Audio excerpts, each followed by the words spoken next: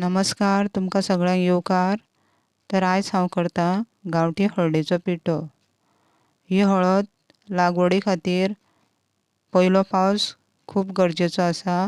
पयल्या पावसाक ह्या हळदीची आमी लागवड करूंक शकता। ही हळद रुजपा खातीर सादारण 7 ते 9 म्हयने वयता। हळद तयार जालो उपरांत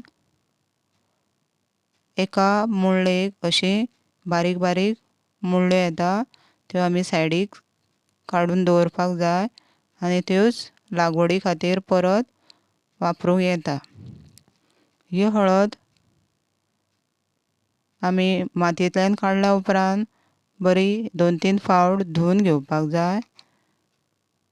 थोडी अशी मुळ्ळ्यो आसता ताका फांटे फुटलेले आसता किंवा अशी मुनां आसता, ते आमी परत लागवडी खातीर दवरपाक जाय। ही हळद आतां बरी हांवें धुवन घेतली। गॅसीर उदक दवरलेलें तोपान, तें तापलेलें आसा। ही सगळी हळद हांव उदकान घालून घेता आनी एक 20 ते 25 मिनटां ही हळद उकडून घेवपाक जाय।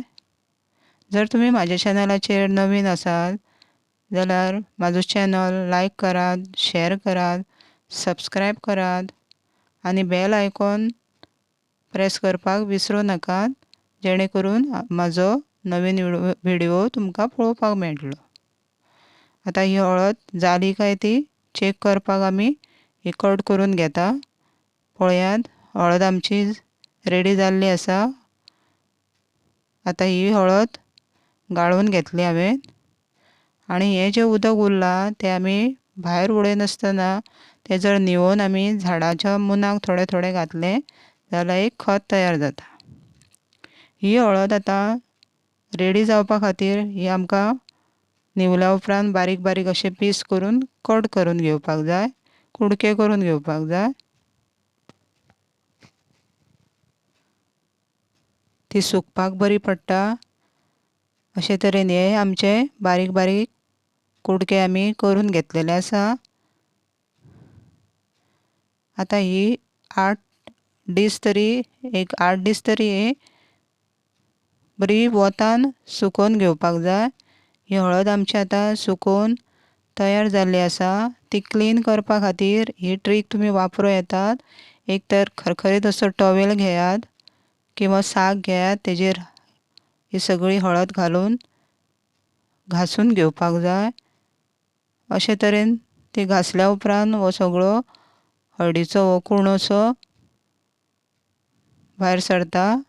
ते सुपान आसतून हो कुणो घालून घेवपाक जाय।